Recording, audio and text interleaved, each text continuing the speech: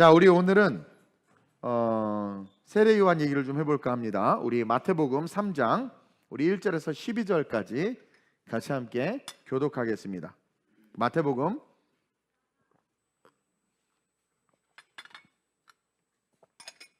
3장 1절에서 12절까지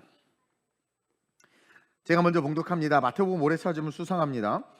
자, 그때의 세례 요한이 이르러 유대 광야에서 전파하여 말하되 회개하라 천국이 가까이 왔느니라 하셨으니, 우리가 이 세상에서 외쳐야 될 말은 회개하라 합니다. 그리고 천국에 가까이 왔다. 사실 이게 진리야. 자, 회개하라는 걸 외친다라는 건 뭘까요? 이건 죄야. 이건 잘못된 거야. 그놈은 죄인이야. 이것이 옳은 거야. 이게 하나님의 뜻이야. 회개하라고 말하는 것은 뭐가 죄인지를 알려주는 겁니다. 회개하라는 것은 뭐예요? 죄를 따르지 않는 겁니다. 죄인을 추구하지 않는 겁니다. 회개하라는 거예요. 왜? 그래야 천국 갈 수 있다는 거예요. 천국에 가까이 온다라는 거죠. 천국에 가까이 온다라는 것은 뭐예요? 재림의 주님이 올 때가 얼마 남지 않았다. 여러분들, 회개하라는 이 말씀에 순종하시길 주님의 이름으로 축원드립니다.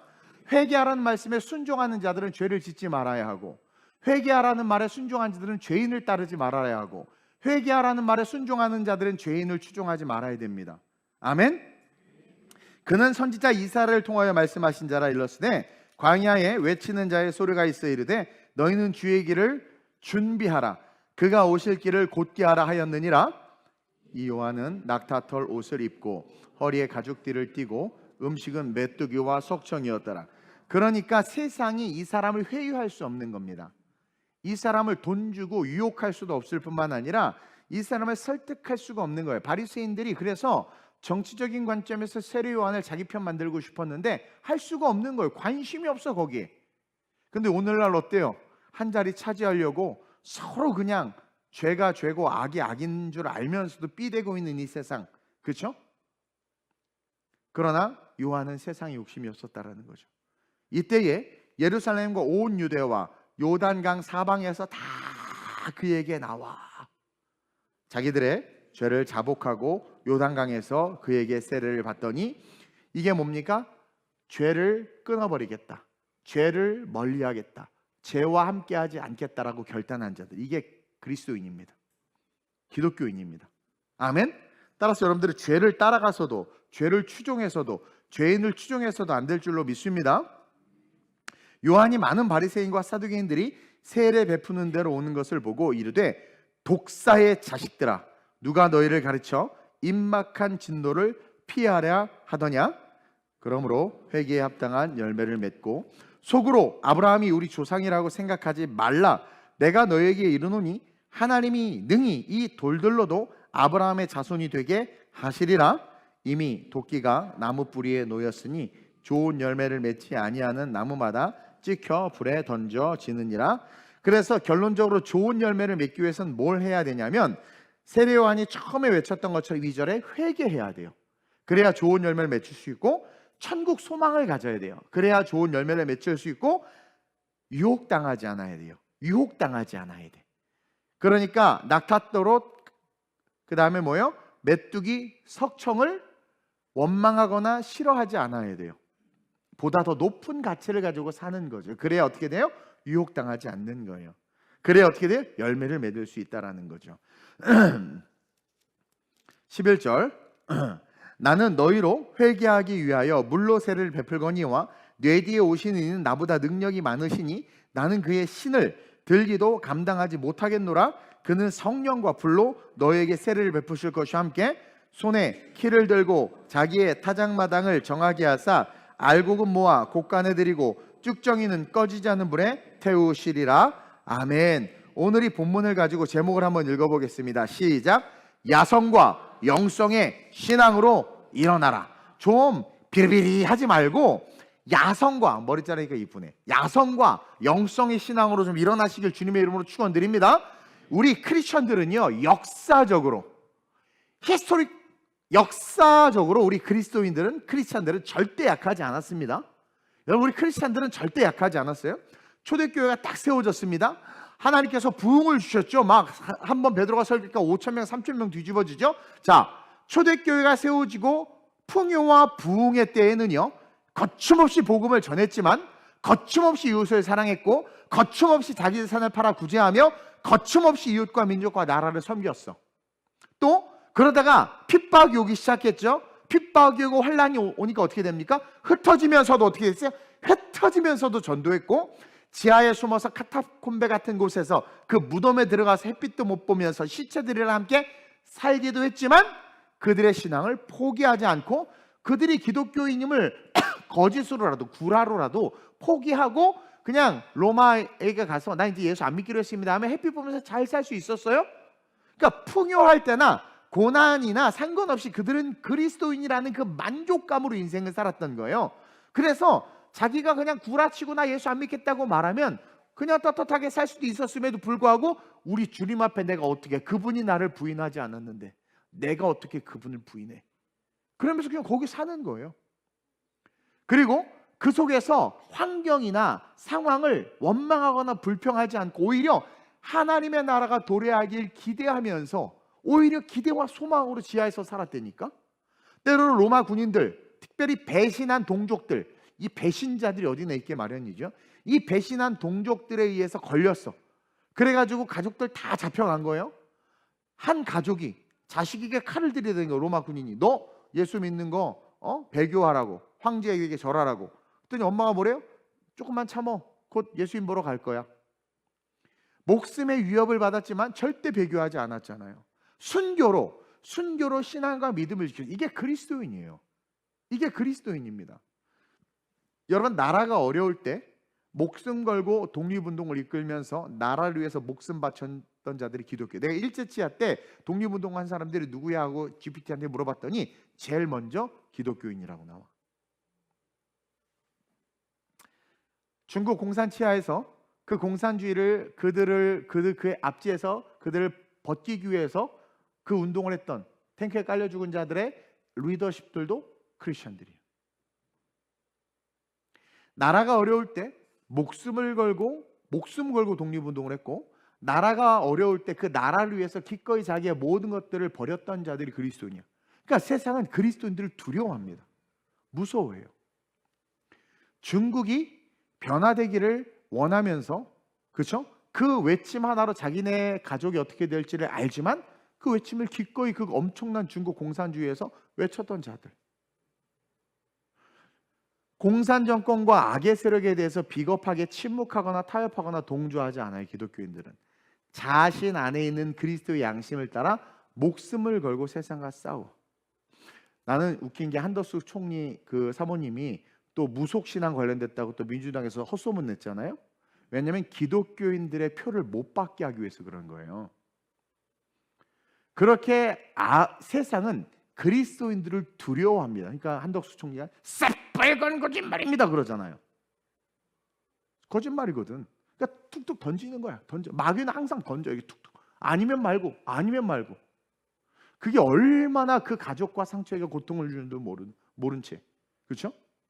근데 그럼에도 불구하고 그리스도인들은 It's okay, no problem.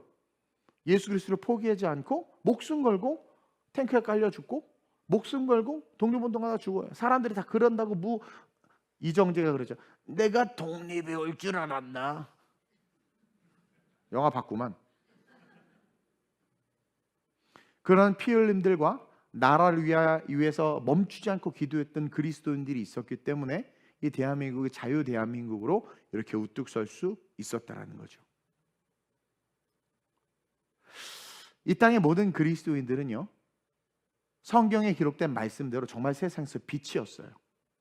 제 역사를 쭉 좀 이렇게 검색해보고 왔어요. 그리고 정말 성경에 기록된 말씀대로 진짜 그리스도인들은 전 세계에서 진짜 그리스도인들 다 소금이었더라고 보니까. 그들이 있어서 학교가 썩지 않았고, 그 선생님이 있어서 그 반이 썩지 않았고, 그 교회와 그 한 사람의 목회자가 있어서 그 도시가 어둠에 지배당하지 않았다라는 거죠. 그러면서 저는 우리 TGC가 앞으로 세계 사역을 할 텐데, 이 정말 야성과 영성이 있어야지 앞으로 우리가 펼쳐질 세상은 너무나 흉악한 세상인데, 다가오는 세상은 여러분 화평이 아니라 환란이에요. 그 환란의 세상에서 그 환란에 고통당하는 자들, 자기의 무지함과 연약함으로 말미암아 스스로 올무에 빠진 자들을 건져내기 위해서는 진짜 야성과 영성이 있어야 된다. 그래서 우리 TGC 특별히 수요 위드럴스 월십은 젊은이들이니까 여러분들은 야성과 영성을 가진 자들이 됐으면 좋겠어요. 왜냐하면 우리 예수님도요, 요한복음 17장을 보니까 똑같이 내 마음처럼 똑같이 기도하셨어. 요한복음 17장 15절 17절에 승천하시기 전에 우리를 위해서 뭐라고 기도했냐면, 한번 읽어볼까요? 시작. 내가 비옵는 것은 그들을 세상에서 데려가시기를 위함이 아니요. 그러니까 예수님 얘네들을 천국으로 빨리 데려가 주세요가 아니라는 거예요. 예수님의 목적은 뭐예요? 다만 악에 빠지지 않게 보존하시기를 위함이니이다. 이 말이 뭐냐면, 이들은 아직 이 땅에서 생명의 연수만큼 삶을 살아가야 되는데 세상이 너무 악한데 이들 믿는 자들이 악에 빠지지 않게 해달라는 거예요. 여기서의 악은 내 육체적, 정신적, 정치적, 세속적, 관계적, 물질적 이익 때문에 신앙을 타협하고 버리는 것을 말하는 거예요. 그러니까 이들이 살아갈 날이 아직도 많은데, 얘네들 빨리 데려가면 좋겠지, 천국 가면. 근데 그게 아니라 이들이 해야 될 일이 있다는 거예요, 이 땅에. 그래서 먼저 된 이들이 악에 빠지지 않게 하나님 보존해 주옵소서. 예수님이 이렇게 기도하는 거예요. 그러면서 계속 읽어볼까요? 시작. 내가 세상에 속하지 아니함 같이 그들도 세상에 속하지 아니하였사옵나이다. 세상과 세퍼레이트 되어 있는 거예요. 세속과 세퍼레이트 되어 있는 거예요. 다시 말하면 회개한 자였단 말이에요. 그러면서 마지막에 이렇게 이야기합니다. 시작. 그들을 진리로 거룩하게 하옵소서. 아버지의 말씀은 진리이니이다. 다시 말하면 이들의 삶의 모든 판단과 근거, 선택과 표현, 말과 행위의 근거는 말씀이 되게 하옵소서.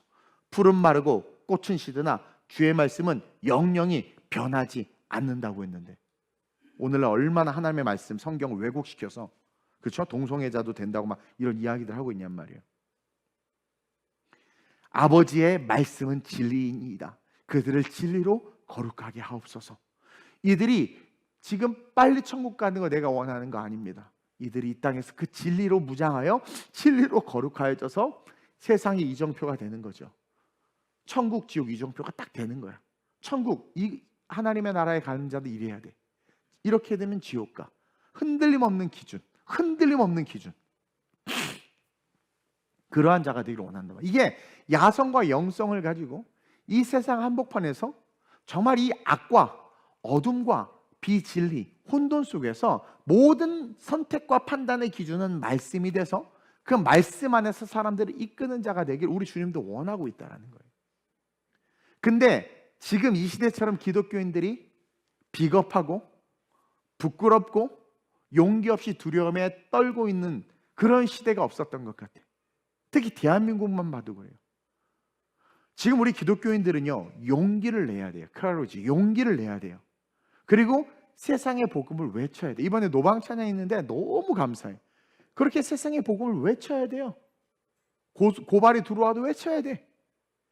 그리고 우리가, 제가 설교했죠, 하나님의 정의와 공의, 하나님의 성품이라고 그랬어요. 성품이 삶에 드러나야 된다고 그랬어요. 그 하나님의 정의와 공의의 삶을 삶으로 살아내야 된다는 거예요. 야고보서 4장 4절에 이렇게 기록하고 있어요. 시작. 세상과 벗이 되고자 하는 자는 스스로 하나님과 원수가 되는 세상과 왜 벗이 되고 싶어? 여러분 어떤 친구 사귀고 싶어? 여러분들이 막 맨날 돈을 줘야 되고 도와줘야 되고 막 섬겨야 되는 친구 사귀고 싶어요? 내라고 말하는 놈들은 거의 구라야, 구라. 아니면 진짜 성경 충만하든가. 대부분 우리가 친구를 사귈 때 어떤 친구를 사귀고 싶어요? 그게 나에 좀 도움이 되고, 그렇죠? 뭔가 서로 상승 효과도 나고 유익이 되고, 좀 그런 사람 친구를 사귀고 싶지 않아? 그럼 지금 세상과 버추되고자 한다는 건 뭐야? 하나님의 사람이 세상의 이 세속의 것을 내가 갖고 싶다는 거지. 근데 하나님은 뭐래요? 하나님의 것과 원수가 된다는 거예요. 근데 문제는요, 이 기독교가, 그리스도인들이, 한국 교회가 점점 세상에 동화되고 흡수돼. 관심을 복음에서 관심을 잃어버리기 시작해요. 그리고 악에 대해서 기독교가 침묵하기 시작하고 복음을 전하는 가치, 선교의 가치에 대해서 상실감을 가지고 이야기를 해요. 이게 세상과 버치되고 있는 거야. 아, 선교 뭐하러 합니까? 이게 세상과 버치되고 있는 거야. 우리가 꼭 그렇게까지 해야 됩니까? 이게 세상과 버치되고 있는 거야. 그럼 우리의 믿음의 선진들이 왜 그런 삶을 살았겠어요? 그들의 믿는 예수나 오늘 우리가 믿는 예수나 동일한데. 여러분, 지금 이 대한민국에 빛이 소멸되고 있습니다.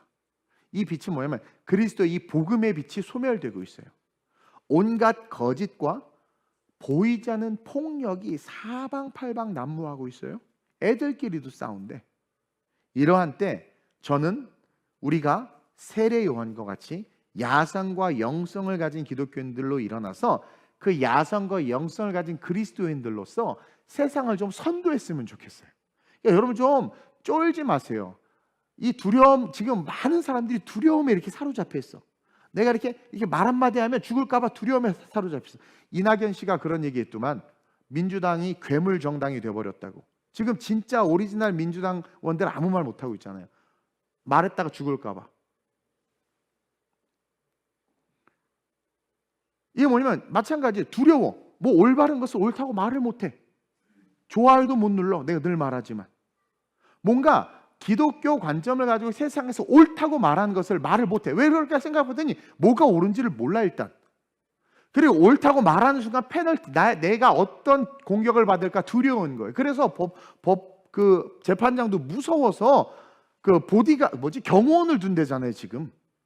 올바른 판결을 했는데도 불구하고. 이 지금 보세요. 자기 마음에 드는 판결 나오면 박수치고 안 드는 판결 나오면 막 욕하고. 이게 뭐예요? 이런 악한 세상을 살고 있단 말이에요. 근데 여기에 기독교인들이 침묵하고 있어. 여러분, 야성은요 외적인 힘입니다. 와우, 야성. 이게 야성적으로 보이는 친구 우리 교회 내가 봤을 때 마룻밖에 별로 생각이 안 나는데 야성, 이게 외모가 약간 야성, 그나마 좀 야성. 그 영성은 내적인 힘이에요. 문제는 우리는 둘 중에 하나밖에 없어. 겉으로 보이는 야성, 근데 안에 영성이 없으니 말을 못해. 또 안에 영성이 있어. 근데 겉은 너무 곱상해. 세상에서 야 이렇게 말을 못해. 이게 문제야. 이게 같이 있어야 되는데. 여러분, 이 외적인 힘인 야성과 내적인 힘인 영성을 같이 가진 그리스도인들이 이 시대에 필요하다. 그리고 그 대표적인 모델이 누구다? 바로 우리 세례 요한 형님이다. 이 야성과 영성의 근거는요, 우리가 왜 야성과 영성을 같이 가질 수 있느냐? 이 같이 가질 수 있는 그 근거는 뭐냐면 이 세대를 향한 하나님의 마음이 들어올 때 할 수 있는 거예요. 독립운동 아무 때나 하지 않아. 그리고 다 한 게 아니야. 그리스도인들 중에서 그 일제치하의 조선 땅에 대한 하나님의 마음이 확 들어온 그리스도인들. 저는요 선교의 마음이 확 들어와서 선교하잖아요. 체질은 선교가 아닌데, 근데 어떤 분은 죽어도 선교를 못 하겠다는 거예요. 왜? 그게 확 안 들어왔거든. 자, 하나님이 확 넣어주시는 거야. 그러니까 이 시대를 향한 하나님의 마음이 확 들어오니까 어떻게 돼요? 야성과 영성이 뿜뿜 뿜어져 나오는 거야. 모든 기독교인들이 다 독립운동한 거 아니고, 여러분도 알다시피 한경직 목사님이야 독립운동했지만 그의 친구라고 말하는 다른 모든 목사님들은 배교했잖아요. 그 하나님의 마음이 안 들어온 거야. 안 들어오니까 독립운동하는 사람을 막아가지고 너 그러면 다 기독교인들 핍박받는다, 막 그냥 신사참배 아리가또 고자이마스 하면서 하자고 막. 근데 왜 누구는 목숨 걸고 순교하냔 말이에요. 그 하나님의 마음이 들어온 자만이 야성과 영성이 일치해서 세상을 이끄는 자가 되는 거야. 하나님의 마음이 들어온 자만이 그것이 나를 움직이고 동기가 돼서 외적인 야성과 내적인 영성이 만나서 하나님의 두나미스, 폭발적인 성령의 외침, 행위, 열매들이 나타날 수 있다라는 거예요. 근데 우리는 너무나 세련된 모습만을 추구하고 있다라는 거죠. 오늘 본문에서 세례 요한이 바리새인들을 딱 보자마자 뭐라고 말합니까? 이 독사의 자식들이라고 말합니다. 그렇죠? 여러분, 바리새인들을 향해서 독사의 자식이라고 말할 수 있는 당시 유대인들은 한 명도 없습니다. 말했다가는 그날 밤 무슨 일을 당할지도 몰라. 말했다간 종교 재판에 회부되고 어떻게 율법적으로 정죄를 당할지 몰라. 그래서 바리새인들에 대해서 한마디도 못했어.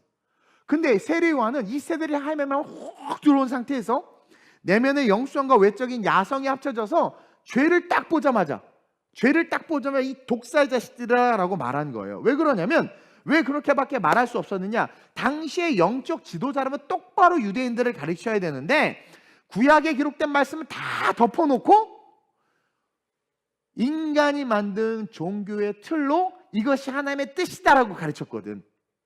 그러니까 영적 지도자로서 그들은 백성들을 타락시키고 있었던 거야. 그리고 하나님의 말씀을 왜곡해서 가르치는 거예요.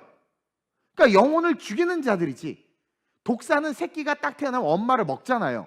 그러니까 이 독사의 자식들아, 자기들의 이익을 위해서 예수를 잡아먹어? 이거예요. 그러니까 하나님의 마음을 확 임하니까 그 마음이 근거가 딱 되니까 당시 누구도 바리새인들에게 손가락질 못하고 말라기 후 400년 침묵 동안 그게 그냥 문화화되고 율법화됐어. 그냥 그러려니 했는데 하나님의 마음이 임하니까 저들이 하는 짓이 저게 잘못된 건지를 아는 거예요. 심지어 자기 부모까지도 욕하는 거 어떻게 보면 지금 세례 요한은 부모가 제사장이었잖아요. 그런데 그렇게밖에 말할 수밖에 없었던 것은 야성과 영성이 만나서 그러는 거예요. 왜? 복음에 비추어 봤을 때 너 잘못된 거야. 그러니까 우리의 기준은 정치적인 선호도, 내 친구와의 친밀감, 어떤 내 삶의 가치를 위한 것이 아니라 말씀의 근간이 돼서 세상에서 옳은 것은 옳고 그른 것은 그르다라고 말할 수 있어야 된다. 그래서 야성과 영성이 만난 결과라는 거죠. 말씀과 복음에 비추어 세상을 향해서 정확하게 말할 때 어떤 결과가 나타나냐면 세상이 바뀌어요. 여러분, 침묵하면 세상은 바뀌지 않아요. 세례 요한이 말라기 이후에 침묵을 깨고 외친 하나님의 음성을 세상에 선포한 거죠. 요동이 났지요. 난리가 났지요. 그러나 어떻게 됩니까? 그 소동과 난리가 결국 바꿨잖아. 그 모든 진을 파하고 교회가 세워지고 성령이 임하는 역사, 예수가 그 길 위에 올라서는 그런 역사가 됐잖아요.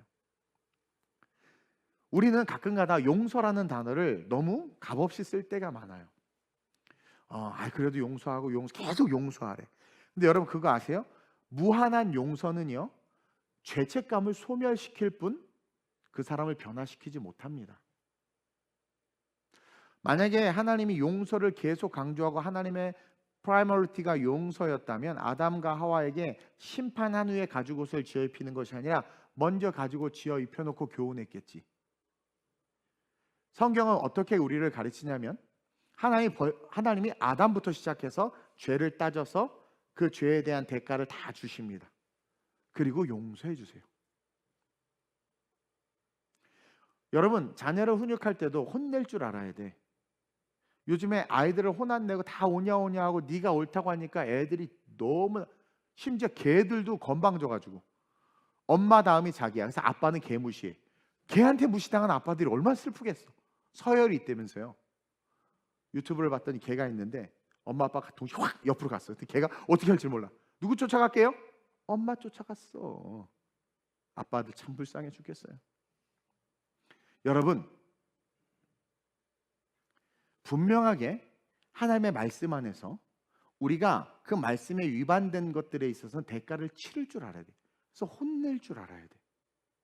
그거 없이 그냥 무한하게 용서해 주면 그 사람이 잘 될 것 같죠?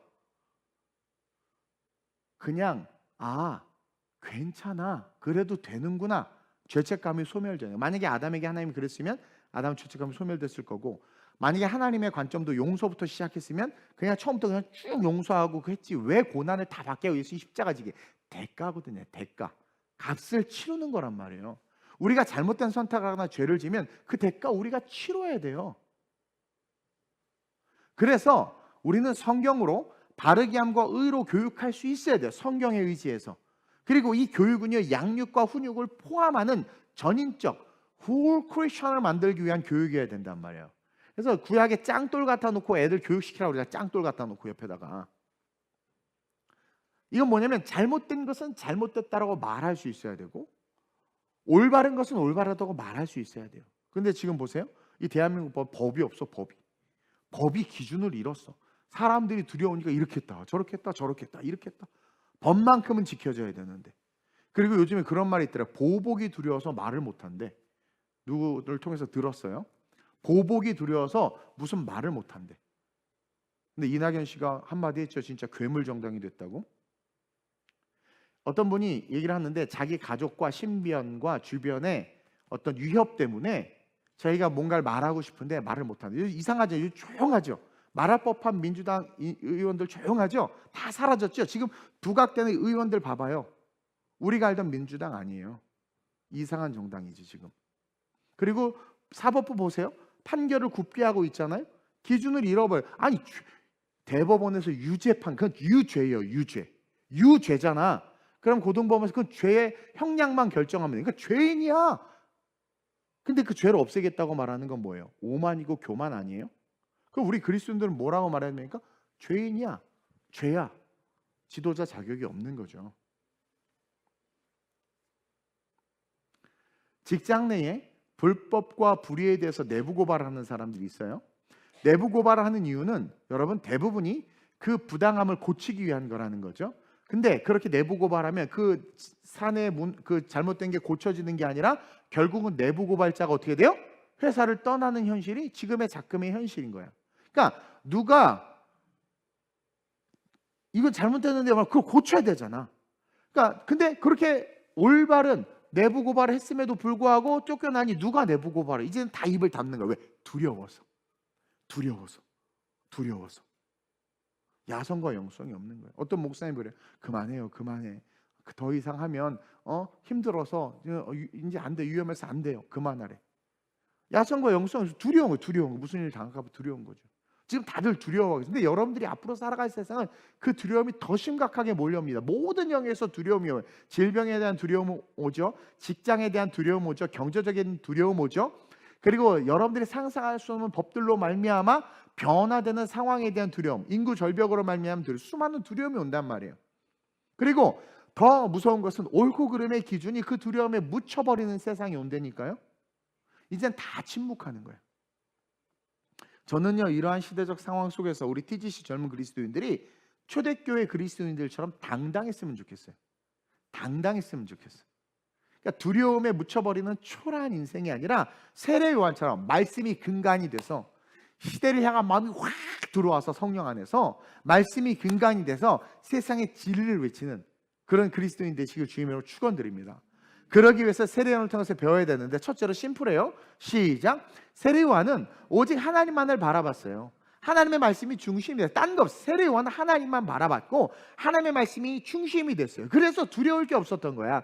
하나님만 바라보고 하나님의 말씀이 중심이 되니 두려울 게 없죠. 독립운동을 한 기독교인들, 중국에서 순교한 그리스도인들, 유럽에서 다양한 나라에서 또 선교지에 가서 죽은 모든 사람들, 그들은 두려움이 없었어. 왜? 그냥 하나님만 바라보고 하나님의 말씀 중심에 있으니까. 그러니까 왕인 헤롯 왕에게, 바리새인에게, 대제사장에도 당당하게 죄를 지적할 수 있는 거야. 그리고 그 근거가 뭐? 하나님의 말씀이 하나님의 말씀으로 얘기하는 거, 하나님의 말씀. 근데 외치기 시작했어요. 왜? 근데 여러분 그거 아세요? 세례 요한이 어디서 외쳤어요? 어디서 외쳤어? 광야에서 외쳤죠. 광야가 어디입니까? 세상의 중심이 아니었다라는 거야. 세례 요한의 외침은 사실 아무도 들을 수 없는 곳이었어. 광야예요. 변방이었어. 아웃사이더였어. 이건 뭐를 상징합니까? 여러분들은 삶의 영역에서 외치는 자가 돼야 된다는 거야. 교회에 대해 서툰 소리 할 때 그거 아니라고 말할 수 있어야 되고 복음을 온전하게 말할 수 있어야 돼요. 지금은 무슨 색깔 이게 아니라 옳고 그름에 대한 전쟁이에요. 진리 전쟁의 시대예요. 지금은 진리 전쟁의 시대. 근데 세례 요한이 광야에서 외쳤죠. 그거 아무도 없어.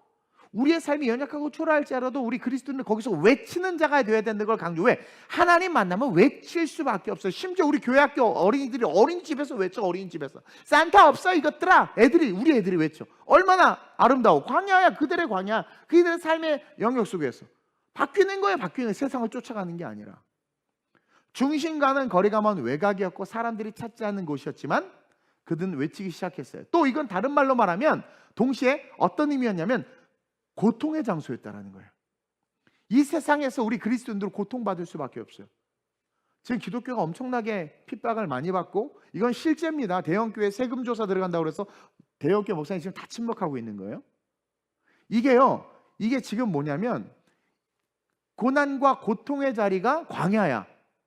그래서 중심이 아닌 외곽이면서 동시에 내 삶의 고통의 자리, 그 고통의 자리에서 어떻게 해야 돼? 외칠 수 있어야 된다는 거예요. 제가 분명히 말하자면 저의 외침은, 제가 말하는 외침, 성경, 하나님의 말씀이 근간이 돼서 세상에서 이게 옳은 거고 이게 그런 거야라고 말해줄 수 있어야 된다는 거예요.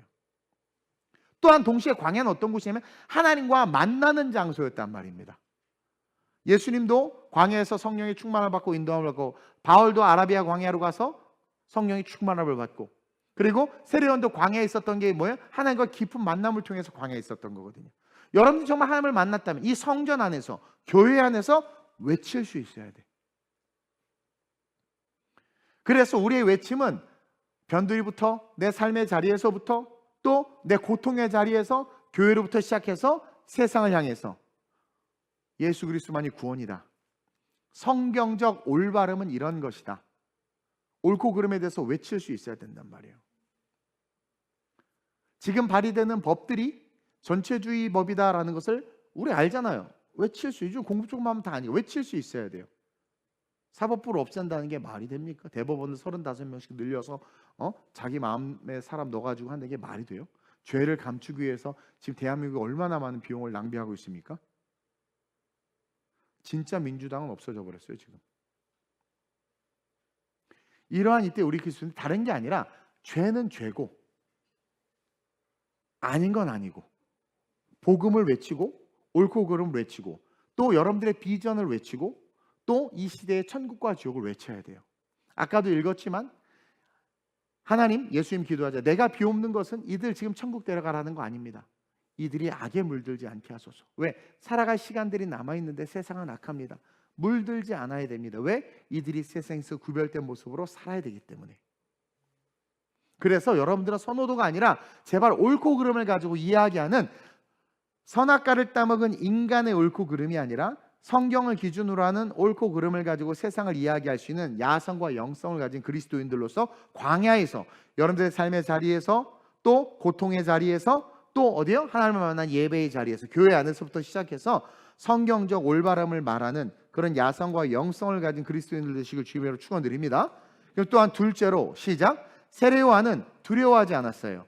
두려움을 이긴 임마누엘의 삶을 살았습니다. 어떻게 순교할 수 있었나? 어떻게 카타콤베에서 살 수 있었나? 어떻게 사자밥이 되면서 그 원형경경의 사자들 물려 뜯기면서도 역사학자가 기록하고 있죠. 요세푸스가 뭐라고 기록합니까? 그곳에 찬송의 소리가 들렸다고 기록하고 있단 말이에요. 어떻게 그럴 수가 있을까?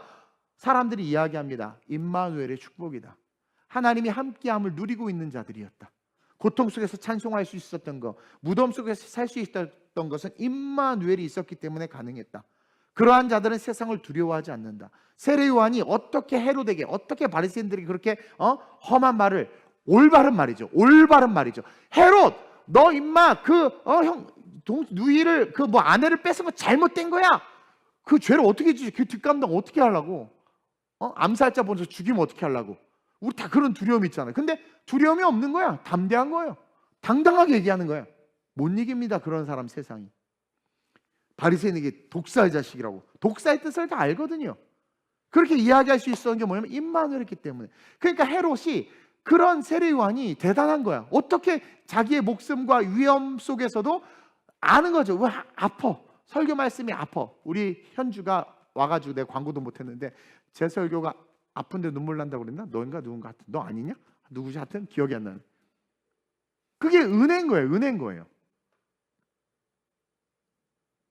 헤롯을 두려워하지 않고 자기 목숨을 죽일 수 있는 자인데, 바리새인들을 두려워하지 않고, 그렇죠?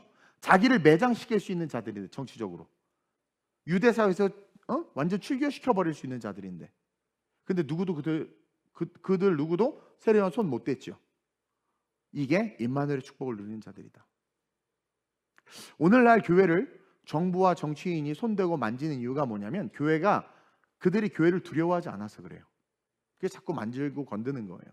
목사들이 정치인들 앞에 쎄쎄 막 이러니까, 정치인들 앞에서 이러니까. 정말 그래요. 정치인들 앞에서 어떻게 그러지? 그러나 그러한 자들을 두려워하지 않고 세상을 두려워하지 않는 교회는요, 절대로 마귀가 세상이 정사와 권세가 손댈 수 없습니다. 역사가 성경이 그걸 기록하고 있죠. 그러니까 어떻게 세례 요한이 이렇게 담대할 수 있었나? 우리에게는 이 담대함이 얻으려면 어떻게 해야 되느냐? 다른 거 없어요. 그냥 임마누엘이에요. 임마누엘. 여러분 죄는 죄고 악은 악이야. 임마누엘. 그러니까 뱀처럼 간사한 속임수와 언론에 속지 않고 세상에 타협하지 않는 거예요.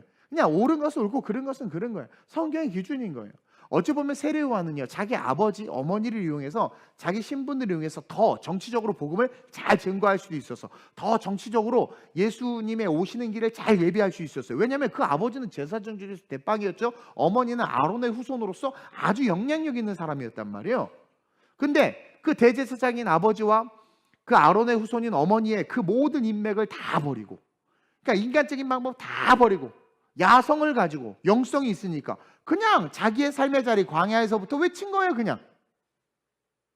여러분, 복음은 정치적으로 전하는 거 아니에요. 뭐 밥 사줄게, 교회 나와. 이따 유치하게. 그러니까 기독교를 우습게 여기는 거야. 너 교회 나와. 왜? 너 죽어. 이렇게 전해야지. 뭐 야, 밥 한 끼 사주세요, 교회 나와. 이러지 마세요. 널 위해서 왜 하는 거야? 너 교회 나와. 왜? 너 언젠간 죽잖아. 너 지옥 가. 네가 뭘 해도 지옥 가. 너 이렇게 무섭게 말해. 사실이니까. 그냥 교회 와. 그럼 자다 자꾸 막 가위 눌리고 경겨오고 막 그냥 교회 나오게 돼 있어. 근데 뭐 엄마가 1,000원 줄게, 10,000원 줄게, 교회 나오라. 제발 너 이러면 야, 엄마가 핀다. 그럼 교회 뭐 이런 거구나. 애들이 교만이 머리 꼭대기까지 올라가가지고 그냥 결국 지옥 가는 인생 되어버립니다. 여러분들이 그렇게 만드는 거예요. 복음은 예수님이 언제 타협하면서 복음을 전했습니까? 발에 먼지를 털어버리라고 그랬는데 안 받아들이면. 복음은 싸구려가 아닙니다. 타협의 대상이 아닙니다. 그냥 복음은 선포하는 거예요. 그러니까 그냥 성령을 쫓아서 야성과 영성 복음 외친 거야. 하나님의 공의와 정의가 가려지거나 사라지지 않도록 세례 요한은 외친 거란 말이야.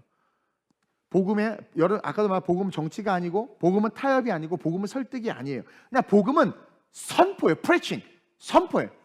예수님이 teaching, preaching, healing 가르치셨고 복음에 있어 preaching, 선포하셨단 말이에요. 진리이기 때문에 진리이기 때문에 타협을 할 수도 없고요. 진리이기 때문에 뭐 설득할 필요, 그러니까 진리이기 때문에 외치는 거예요. 태초 하나님이 천지를 창조하셨을까? 창조하셨을 것이다. 창조하셨으면 거의 맞다가 아니라 태초 하나님 천지 창조하셨다. 그렇게 1인칭 관점으로 선언적 의미로 창조에 대해서 선포하는 경전은 성경밖에 없어요. 왜? 성경이 진리니까. 복음은 선포예요. 그래서 외쳐야 하는 겁니다. 듣든 말든 외쳐야 하는 거예요. 복음은 타협하는 게 아니에요.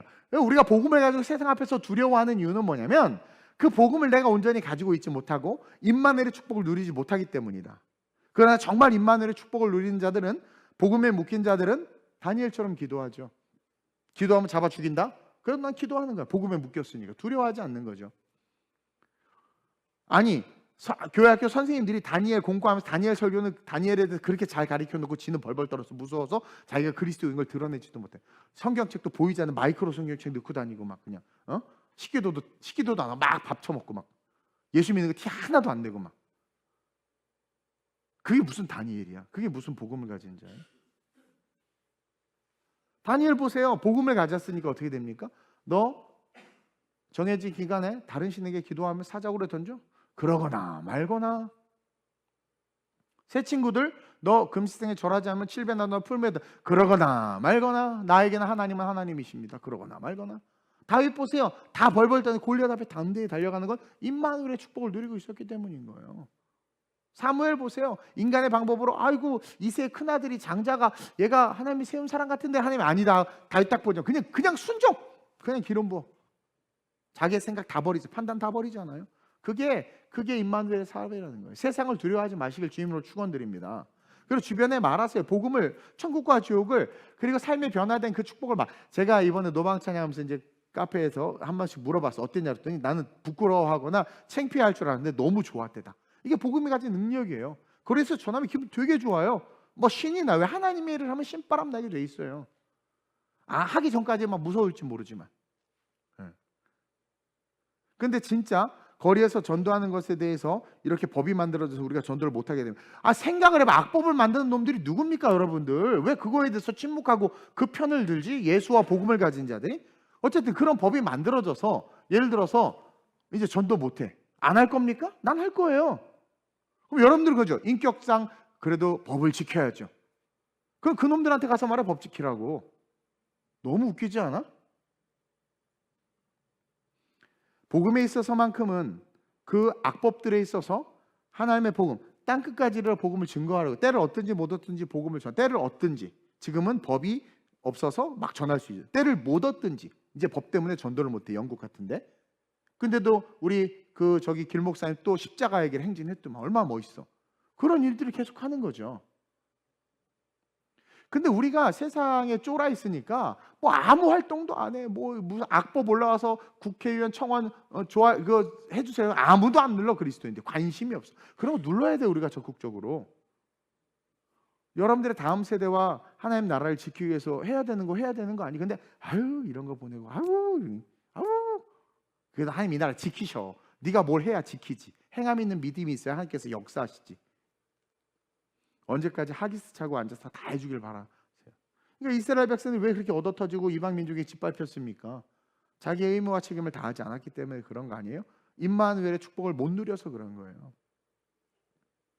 따라서 무엇보다 우리의 옳고 그름의 기준은 선악 갖다 먹고 자기 생각, 자기 기준, 자기가 공부한 몇 권 읽지도 않은 그 쓸잘데기 없는 책이 기준이 돼서 옳고 그름을 판단하는 것이 아니라 성경을 기준으로, 푸른 말하고 꽃이 시나 주의 말씀 영영을 선이 성경을 기준으로 선을 세우고 덕을 세우며 빛을 발하는 자들로 저 여러분들이 일어나야 된다는 거예요. 그게 세례 요한이었다. 그냥 하나님의 말씀과 임마누엘의 축복을 누리고 있었던 거예요. 그래서 마지막으로 결국 시작, 세례 요한은 변화한 세상에 새 길을 여는 축복을 누렸어요. 자, 그를 이어서 누가 등장합니까? 예수님이 걸어오신 거예요. 우리가 힘있게 어둠과 세상과 싸워요. 막 싸우면 이제 누가 오셔? 그 길로 우리 예수님이 오시는 거야.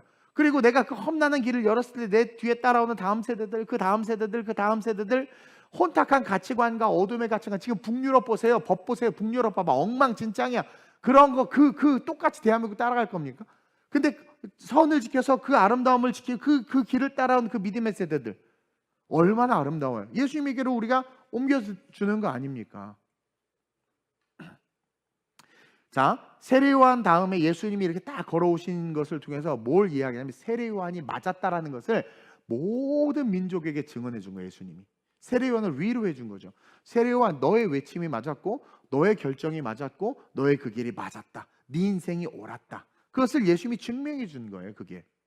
그리고 그를 이어서 이제 어떻게 주님이 십자가를 완성하잖아요. 그래서 죄사함의 세례를 베푼 세례 요한을 통해서 우리가 어떻게 돼요? 십자가로 들어가 성령을 받을 수 있는 존재가 된 거죠. 이제 우리는 이 시대의 한복판에서 외치는 자들이 돼야 돼. 이 대한민국이 새로 세워질 수 있도록 외쳐야 된단 말이에요. 여러분, 그 어느 나라도 망하고 싶어 하지 않았을 거예요. 망하고 싶어 하는 나라가 어디 있습니까? 상상이라도 해봤어요, 여러분? 일본이 뭐 잃어버린 30년 하면서 지금 일본 국민들이 대부분, 내가 지금 일본 공부하고 있는데 가난하게 살거든요, 국민들이. 왜 그런가 봤더니 내각제 때문에 그래. 내각제. 일본의 그 내각제 정치인들이 돌려먹기 하면서. 그러니까 그들만의 리그가 돼버리니까 어떻게 돼요? 국민들은 가난해지는 거예요. 나라는 부유한데 그 돈 들고 지들이 다 쓰는 거지 뭐. 어떤 국민이 망하고 싶겠어? 가난하게 살고 싶겠어? 근데 왜 그렇게 가난하고 망하게 됐어요? 그런 나라들이? 그냥 무관심 때문에. 그냥 자기 삶에만 집중하는 거예요. 자기 삶에만. 결국 나라는 망하고 국민은 상상할 수 없는 고통을 겪게 되는 거죠. 여러분들이 생각이 있으니까 이렇게 공약들 보면 알죠. 이 공약이 실행됐을 때 그 결과가 어떤지를 우리 유추할 수 있거든. 지금 빚이 천조인데 대한민국이 어떻게 할 거라는 거야? 여러분, 우리의 외침과 우리의 걸음은 결국은 순교의 길을 따라갈 수 있어야 돼요. 예수님이 십자가 지셨던 것처럼 이 땅에 하나님의 나라가 임할 수 있도록 이 세상의 책임감을 가지고 신앙생활하는 진짜 빛과 소금이 돼야 돼요. 제 설교의 내러티브는 분명합니다. 우리의 옳고 그름의 기준은 성경이 돼야 된다. 그리고 죄에 대해서, 악에 대해서 그걸 죄와 악이라고 말할 수 있어야 돼요. 그리고 이 땅의 그리스도인들은, 중국은 실패했지만 대한민국은 성공했죠. 어쨌든 독립을 이뤄냈고 수많은 많은 나라들이 복음을 지키기 위해서 헌신했던 것처럼 우리는 복음을 가지고 자기가 속한 우리 대한민국을 잘 회복시킬 수 있도록 끊임없이 기도해야 된다라는 거예요. 우리 그리스도인들이 야성과 영성이 만나면 여러분 세상을 바꿀 수 있어요. 야성과 영성이 만나면 세상을 정말 변화시킬 수 있습니다. 그런 야성과 영성을 가진 우리 그리스도인들, 우리 TGC 성도님들 되시길 주님의 이름으로 축원드립니다. 그러면서 변화하는 세상에 우리 새로운 길을 열어갑시다. 다음 세대를 향해 새로운 길을 열어갑시다. 그러기 위해서 두려워, 제발 좀 쩔지 좀 마세요. 복음 앞에서 옳은 것은 옳고 그른 건 그르다라고 말하세요. 그러면서 임마누엘의 삶의 축복을 누려야 돼요. 임마누엘의 삶, 임마누엘, 하나님이 함께하기 때문에 두려움이 없는, 그리고 세례 요한이 하나님만 바라봤잖아요. 오직 말씀만 바라봤잖아요.